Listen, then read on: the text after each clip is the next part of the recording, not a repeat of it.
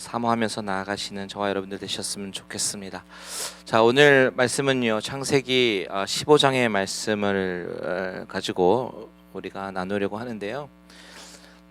읽기는 15장 전체를 읽고 일단은 두 부분으로 나눠서 이번 주는 6절까지, 그리고 다음 주는 마지막 절까지 같이 좀 나누고 싶습니다.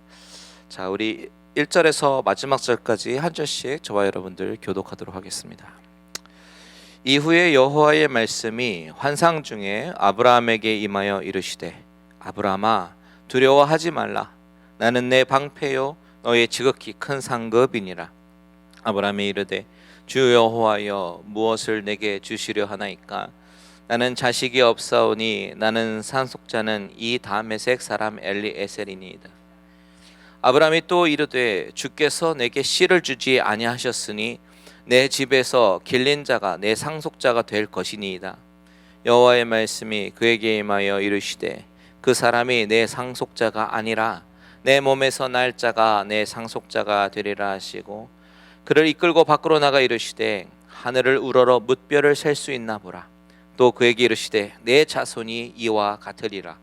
아브라함이 여호와를 믿으니 여호와께서 이를 그의 의로 여기시고, 또 그에게 이르시되, 나는 이 땅을 내게 주어 소유를 삼게 하려고 너를 갈대아인의 우르에서 이끌어낸 여호와니라.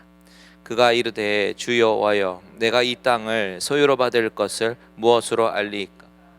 여호와께서 그에게 이르시되, 나를 위하여 3년 된 암소와 3년 된 암염소와 3년 된 숫양과 산 비둘기와 집 비둘기 새끼를 가져올지니라.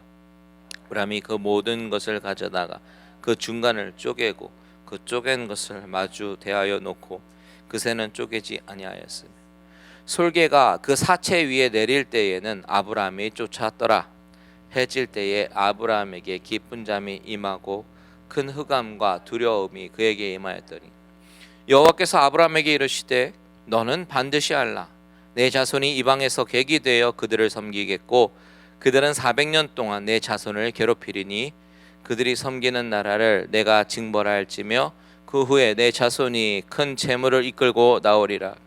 너는 장수하다가 평안히 조상에게로 돌아가 장사될 것이요, 내 자손은 4대 만에 이 땅으로 돌아오리니 이는 아모리 족속의 죄악이 아직 가득 차지 아니함이니라 하시더니, 해가 져서 어두울 때에 연기 나는 화로가 보이며 타는 횃불이 쪼갠 고기 사이로 지나더라. 그날에 여호와께서 아브람과 더불어 언약을 세워 이르시되, 내가 이 땅을 애굽 강에서부터 그 큰 강 유브라데까지 내 자손에게 주노니, 곧 겐 족속과 그니스 족속과 간문 족속과 헷 족속과 브리스 족속과 르바 족속과 같이요, 아모리 족속과 가나안 족속과 기르가스 족속과 여부스 족속의 땅이니라 하셨더라. 아멘. 자, 오늘은 우리가 창세기 15장의 말씀을 통해서 아브라함과 하나님 사이에 맺어진 언약에 대해서 좀 더 깊이 생각해 보려고 합니다. 창세기를 이해할 때, 그리고 구약의 전체적인 문맥을 이해할 때 바로 이 중요한 것이 언약이라고 말씀을 드렸습니다. 왜 이것이 중요하냐면, 언약이라고 하는 것은 하나님과 언약 대상자 간의 일종의 계약서와 같은 것이죠. 그래서 언약 신약을 계약 신학이라고도 부르기도 합니다. 그런데 그것은 이제 한국어로 번역하면서 언약 혹은 계약이라고 부르는 것이고요, 영어로는 covenant라고 불리죠. promise라고 얘기하지 않고 contract이라고 얘기하지 않습니다. 그저 covenant입니다. 이것을 번역하면서 언약 혹은 계약으로 번역한 것입니다. 어쨌든 이 covenant가 중요한 이유가, 하나님은 아담의 타락 이후에 그 언약을 통해서 인류를 구속하고 구원하실 계획을 갖고 계시기 때문에, 그 계획을 이 언약 속에 담으셨기 때문에 이것을 이해하는 것이 중요한 것입니다. 그래서 하나님은 그 언약을 아주 신실하게 지키시면서 아무런 구원의 자격도 되지 않는 우리들을, 잿덩어리 인간들을 구원하시기 위해서 그 약속을 신실하게 지키시면서 구속하시는 것이 바로 구약 성경의 큰 뼈대이죠. 예수님이 돌아가실 때까지의 그 뼈대입니다. 하나님이 창조를 하시고 아담에게 선악과를 먹지 말라고 하신 것은 언약이라고 부르지 않습니다. 그것은 명령입니다. 그런데 아담이 그것을 지키지 못하고 타락했을 때에 하나님은 이제 그 멸망할 수밖에 없는 인간들을 향한 그 구원의 계획을 갖고 계셨어요. 그리고 그 구원의 계획을 이루시기 위해서 사람들과 약정을 맺기 시작하십니다. 그것이 언약이라는 것이죠. 가장 첫 언약이 무엇이었냐면 바로 창세기 3장 14절에서 19절에 보면 하나님이 뱀에게 이제는 저주를 받아서 배로 다니고 그리고 흙을 먹게 될 것이고 여자와 원수가 되게 하고 뱀의 후손이 여자의 후손과 원수가 되게 할 것이다 라고 말씀을 하셨습니다. 그러면서 여자의 후손은 뱀의 머리를 상하게 하고 뱀은 그의 발꿈치를 상하게 할 것이다 라고 하나님은 구속의 계획, 인류를 향한 구속의 계획을 발표하셨어요. 이렇게 이때부터 여자의 후손인 예수 그리스도를 예배하심으로써 하나님의 구속의 역사가 시작이 됩니다. 그런데 문제가 무엇이냐면 아담 이후로 타락한 인간들의 본성입니다. 창세기는 그 이후에 계속해서 타락한 인간의 본성들을 계속해서 묘사하고 있는데 가장 먼저 동생을 죽인 가인의 이야기가 나오고 그 다음에 타락한 인간의 이야기로 인해서 노아 시대의 홍수의 심판의 이야기로 연결이 됩니다. 그 가운데 여자의 후손에게 거저 주시는 하나님의 은혜로 하나님은 노아와 언약을 맺으시죠. 두 번째 언약입니다. 6장 17절 이하에 보면 하나님께서 뭐라고 말씀하시냐면 내가 홍수를 땅에 일으켜서 무릇 생명의 기운이 있는 모든 육체를 천하에서 멸절하고 땅에 있는 것들이 다 죽을 것이다. 하지만 너와 내가 언약을 세울 것인데 너는 내 아들들과 아내와 며느리들과 방주로 들어가고 모든 생물들을 방주로 이끌어 생명을 보존하게 하라 라고 말씀하십니다. 이렇게 사망과 생명 그리고 죽는 자들이 있고 그 가운데 구원하는 그런 하나님의 언약의 계획이 드러나는 거예요. 이것을 노아의 언약이라고 부릅니다. 이 노아의 언약의 특징은요, 거저 주시는 하나님의 은혜라는 것이에요. 이 언약이 은혜의 언약임을 드러내는 장면이 나오는데 그게 바로 6장 8절이죠. 6장 8절 한번 보십시오. 6장 8절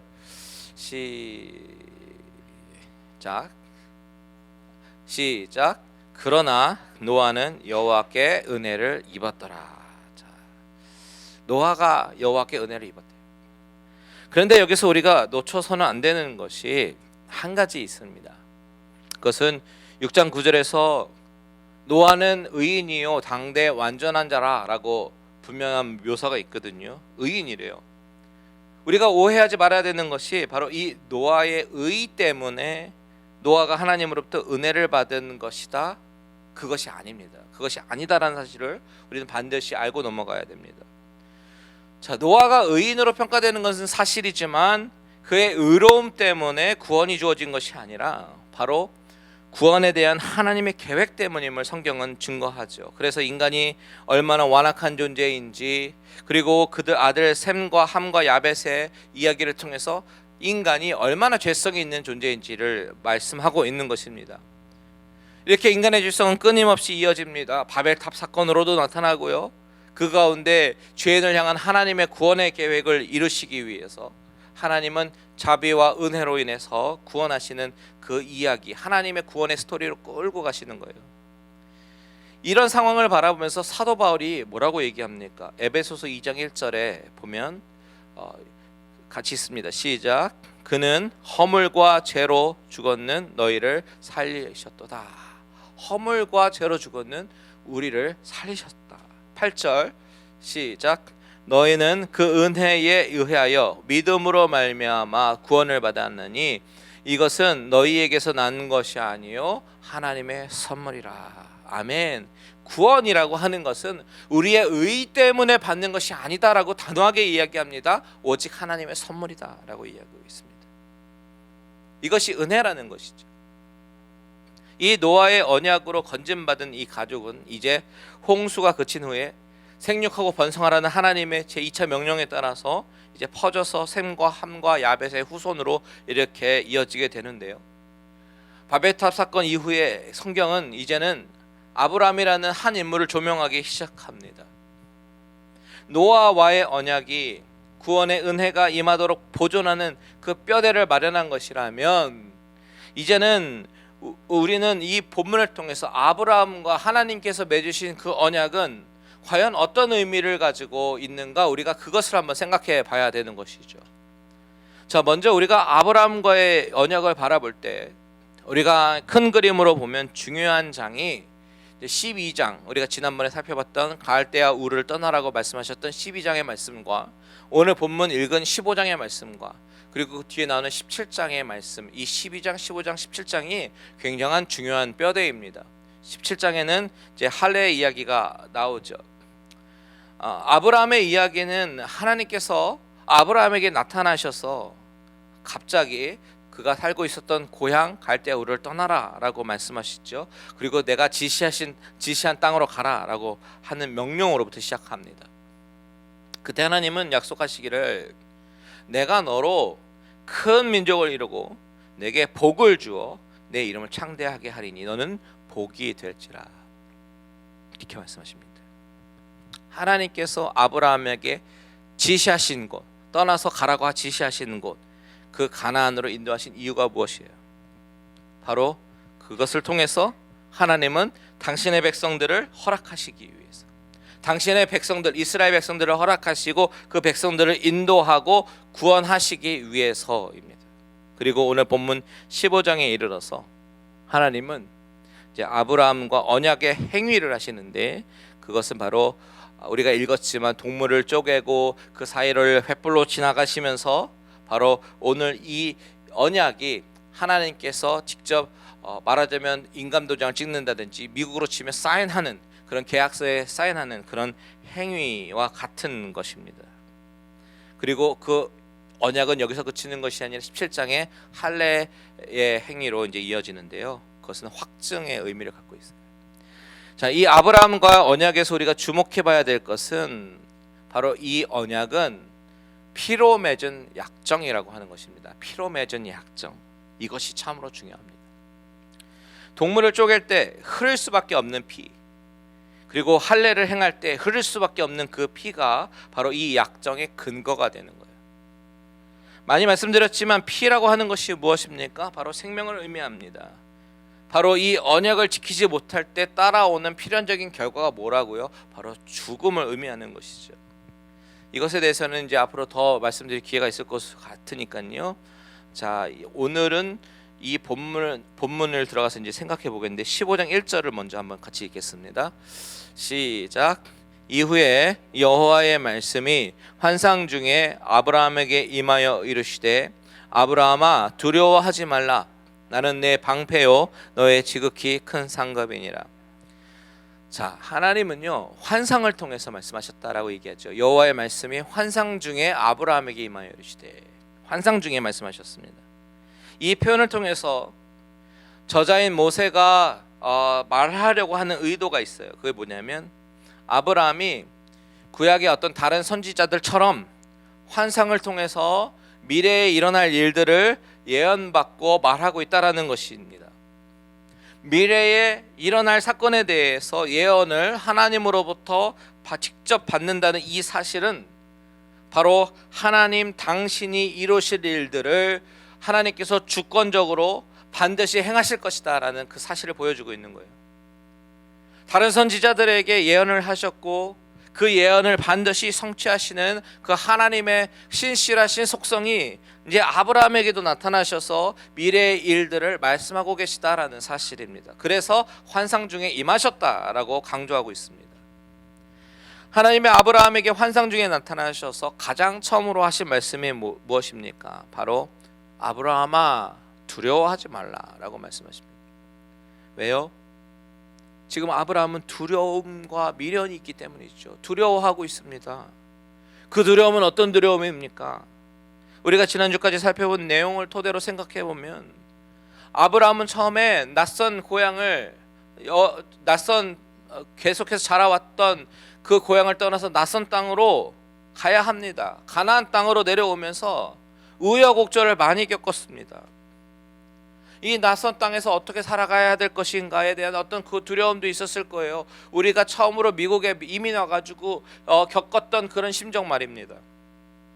또한 그뿐만이 아니죠. 애국까지 내려오면서 갔다가 내려오면서 아내를 잃어버릴 뻔한 이야기도 있었고, 갔다 와서 조카 롯과 또한 헤어져야 되는 그런 장면도 있었습니다.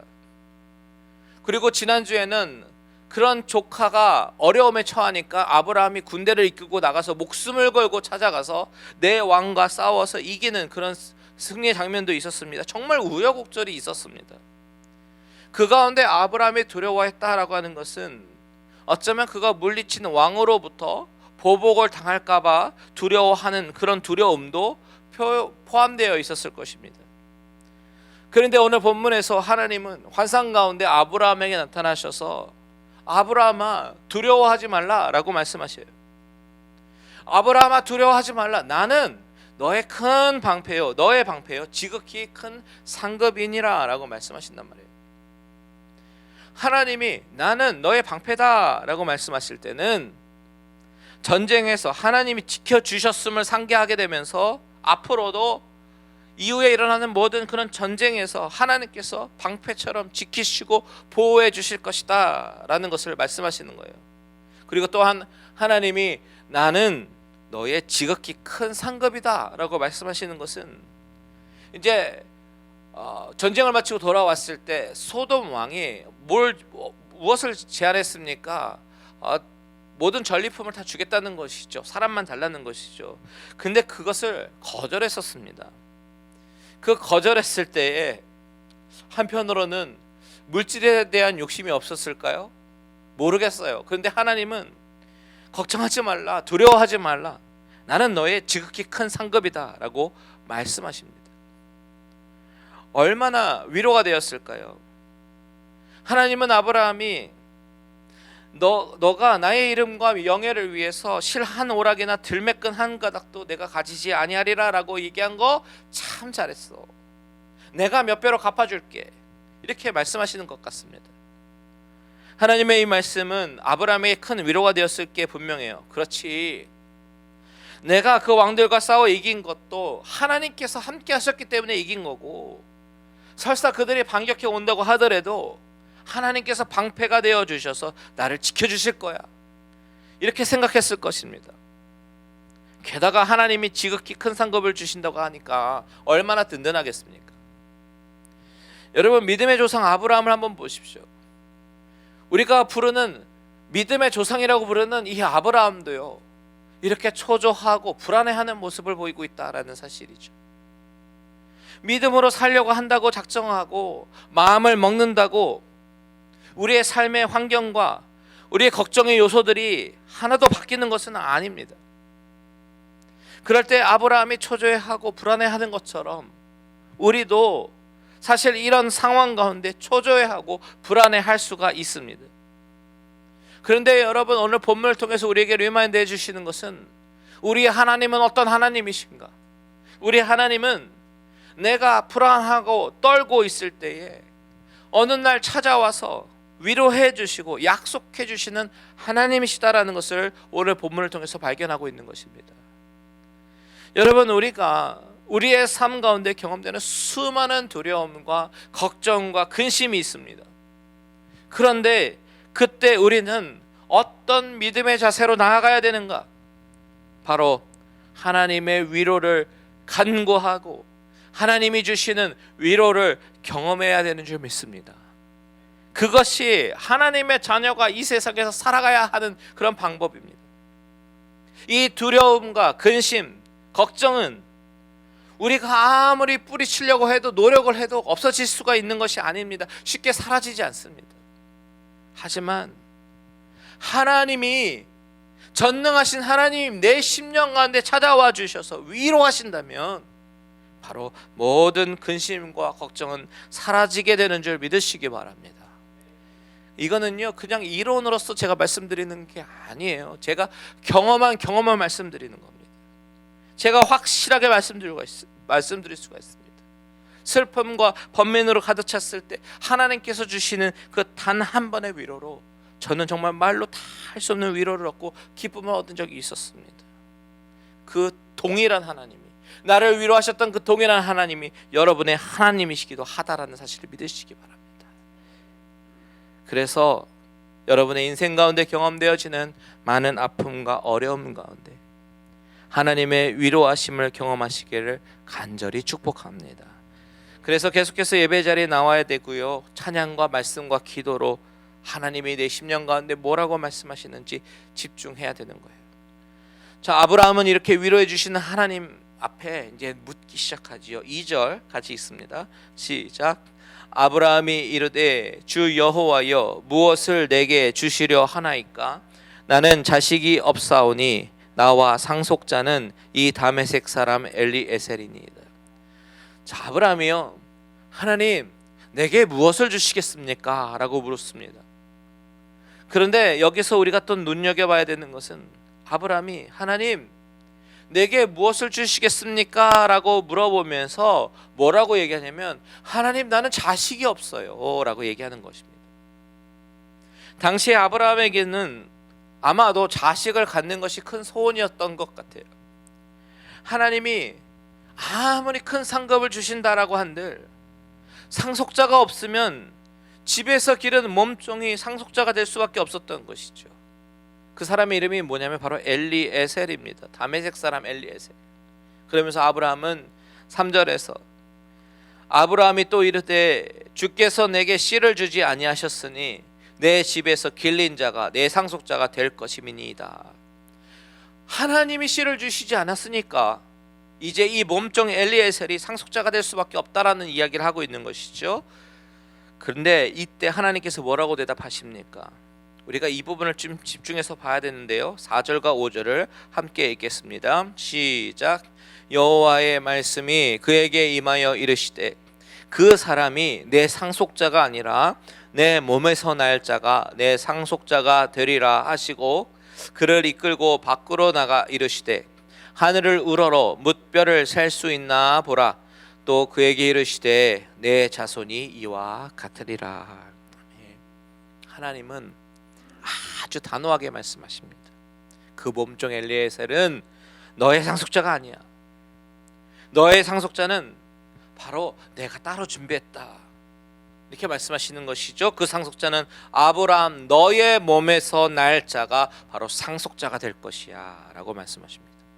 그러면서 자손을 하늘에 있는 별처럼 그렇게 많이 주실 것이다 라고도 약속하시죠. 여러분, 여기서 우리는 왜 성경은 갑자기 상속자에 관한 주제로 대화가 이어질까를 생각해 봐야 합니다.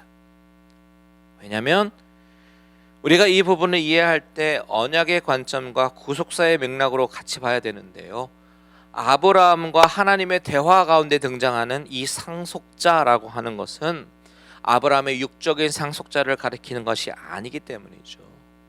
그것은 바로 아담과 하와에게 말씀하셨던 원복음 3장 15절에 등장하는 여자의 후손을 의미하는 것이기 때문입니다.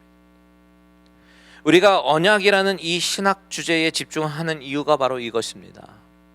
하나님이 약속하시고 언약하시는 그 궁극적 약속은 바로 타락한 인류를 향한 하나님의 구속 계획에 의해서 아브라함의 씨 가운데 오실 바로 예수 그리스도를 약속하고 계시다라는 사실을 우리는 놓쳐서는 안 되는 것이죠. 그래서 하나님은 아브라함에게 주실 씨앗을 말씀하셔요.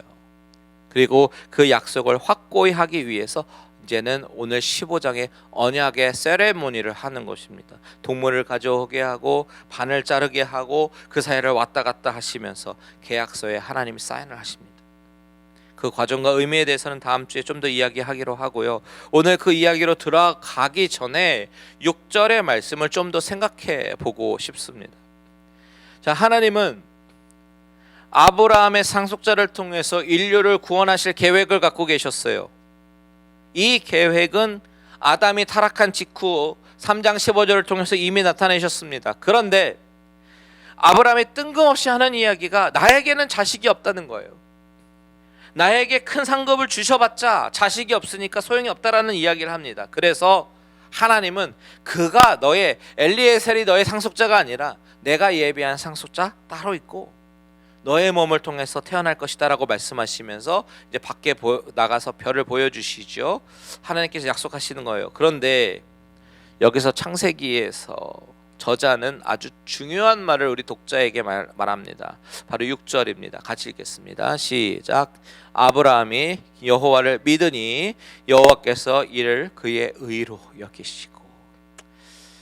여러분, 여기서 아브라함이 믿은 것이 여호와 하나님을 믿었다라는 이야기일까요? 아니면 하나님께서 말씀하신 그 언약을 말씀하시는 걸까요? 여기서는 문맥으로 봤을 때는 아브라함이 믿는 것은 바로 하나님께서 말씀하신 그 언약을 믿은 것이라고 볼 수 있어요. 하나님이 말씀하신 그 언약을 믿었는데 하나님이 그 아브라함의 믿음을 의로 여기셨다라고 말씀하시는 것이에요. 여러분, 우리가 성경 전체를 통해서 의로움, righteousness라는 그런 주제, 의롭게 여김을 받았다라는 그 이야기가 상당히 중요한 주제임을 우리가 알 수 있습니다. 칭의라고 하는 거죠. 의롭게 여김을 받은 것은 칭의죠. 그런데 우리의 질문은, 아니 어떻게 하나님 앞에 범죄해서 에덴 동산에서 추방당한 그런 죄성이 많은 인간의 후예가 어떻게 하나님 앞에서 의로울 수 있을까 하는 것이 우리가 가질 수 있는 질문입니다.